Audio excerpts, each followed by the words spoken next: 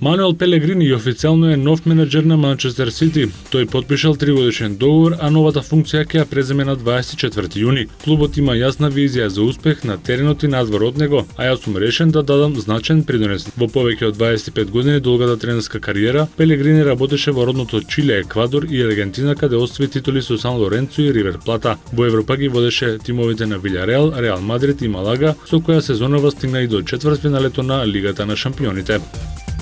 Аргентинскиот клуб Индепендиенте за прв пат во својата клубска историја испадна од аргентинската елитна лига. Во предпоследното коло од шампионатот екипата на Индепендиенте мораше да победи на домашен терен против Сан Лоренцо, но наместо тоа загуби со 0-1. Единствениот гол го даде Анхел Кореја во 60-та минута. Според правилата на аргентинските првенства, поени заработени од еден клуб во рамките на последните 3 календарски години се делат на бројот на одиграни средби. По спроведените пресметки екипата на Индепендиенте се наоѓа на последното место, а 17-тиот и 18-тиот играат бараш против 3-тиот и 4-тиот од втората лига. Ова значи дека Индепендиенте наредната сезона за прв пат ќе игра во втората аргентинска лига. Тие се рекордери по бројот на освоени титули во Копа Либертадорес, вкупно 7.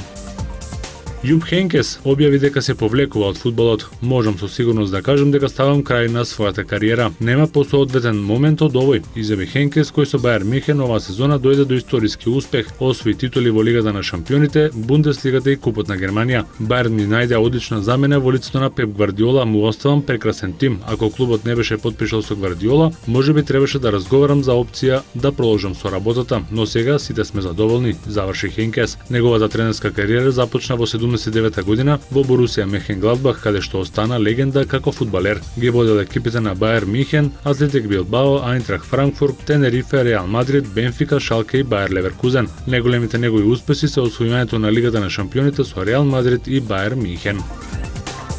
Енди Мареј по трет пат во кариерата ја освои титулата на турнирот на трева во Квинс со награден фонд од 780.000 евра. Во финалето Мареј направи пресврт над минатогодишниот шампион Марин Чилич со 5-7, 7-5 и 6-3 за 2 часа и 33 минути игра. За Мареј, кој ги освои титулите во Квинс во 2009 и 2011 година, ова е 27 трофеј во кариерата и трет сезонава. За олимпискиот шампион турнирот во Лондон беше прв откако на 15 мај го повреди крбот и го пропушти Гренслемот Ролан Гарос. Федерер пак конечно по 9 месеци пауза без освоен трофеј стигна до големиот пехар на турнирот во германски Хел. Швајцарецот беше без освоен турнир во 2013, а последен пат се радуваше на ваков успех во Синсинати во август 2012 година. Федерер стигна до својата 6-та титула во Хел, откако во големото финале го совлада Михаел Јужни со 2-1 во сетови. Тој полека ја темпира формата пред стартот на третиот тениски Гренслем година во отвореното првенство на Вимблдон, каде ќе ја брани титулата во машка конкуренција. Федерер се ближи кон врвот на вечната листа по бројот на трофеи на АТП турнирите и по победата во Хел со 77 круни е трет на сите времиња. Пред него се само Џими Конор со 109 титули и Иван Лендал со 94 победи на професионалните турнири.